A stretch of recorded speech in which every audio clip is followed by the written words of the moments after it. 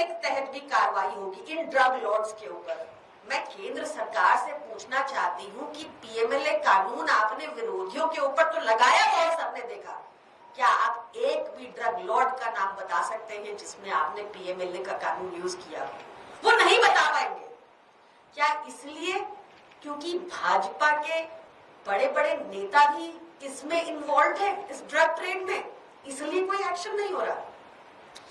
पंजाब को भी पिछली सरकारों ने बिल्कुल उड़ता पंजाब बना दिया था, ये बात किसी से छुपी नहीं है। 2007 से 14 तक जब बीजेपी अकाली की सरकार थी तब ड्रग ट्रेड खूब फ्लरिश किया, और उसके बाद जब 2021 तक कांग्रेस की सरकार थी तो भी ड्रग ट्रेड को बहुत बढ़ावा मिला। हमने पिछले 3 सालों में पंजाब में क्या किया? क्योंकि हमारी नीयत है, क्योंकि हम चाहते हैं हमारे बच्चे सही दिशा में चले, हमने अरविंद केजरीवाल जी की अध्यक्षता में, भगवंत मान सिंह जी की अध्यक्षता में क्या कदम उठाए पंजाब में, और उसका रिजल्ट क्या निकला वो मैं आपको बताना चाहती हूँ। पिछले 3 सालों में ही 6500 से ज्यादा बड़े स्मगलर्स को, ड्रग के बड़े स्मगलर्स को पंजाब में पकड़ा जा चुका है।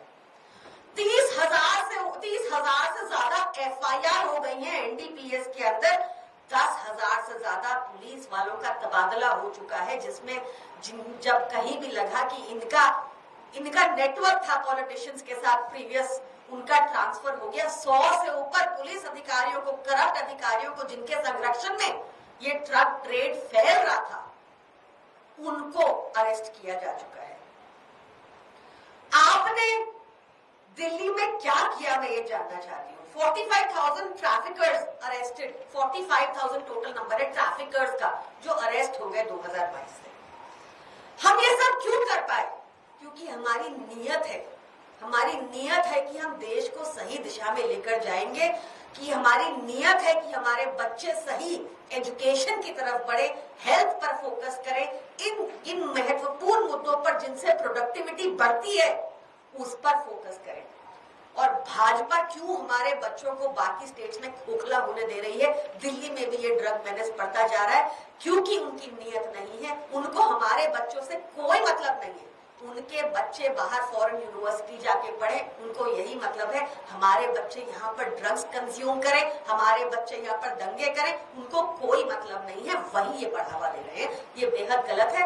मैं चाहूंगी कि माननीय मुख्यमंत्री रेखा गुप्ता जी, अब तो आप यहाँ की सीएम हैं, गृह मंत्रालय में अमित शाह जी हैं, आप उनसे मिलिए।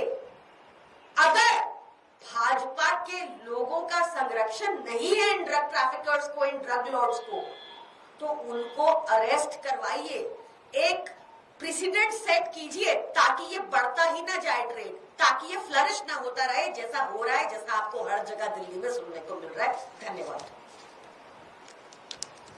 अभी पिछले दिनों गृहमंत्री ने एक मीटिंग भी की थी कानून व्यवस्था को लेकर, उसके बाद खबर आई थी कि ऐसे मामलों में त्वरित कार्रवाई होगी। आपको लगता है कि वो आपको इंतजार करना चाहिए, उससे लेकर आगे क्या कुछ कार्रवाई होगी? देखिए, कानून व्यवस्था, Delhi police, law and order पिछले 10 सालों से अमित शाह जी के अधीन है, भाजपा के अधीन है, केंद्र सरकार के अधीन है, तो किस बात की वेट करते रहना है हमें? 10 साल क्या पर्याप्त नहीं? जैसे कि मैं सो रहा हूँ तो पिताजी को जगाना है मुझे, तो वो डायरेक्ट उठाने के बजाय, और हिंसा की परंपरा मेरे यहाँ नहीं थी सौभाग्य से, तो वो क्या करते थे कि उस कमरे में आ जाएंगे या बाहर से गुजरेंगे और चौपाई बोलेंगे, प्रात काल उठ के रघुनाथा मात पिता गुरु नावई माता। कभी कभी मैं गुस्से में उठ करके अरे पापा चरण स्पर्श किया और सो गया। मैंने कहा अब मत उठाना।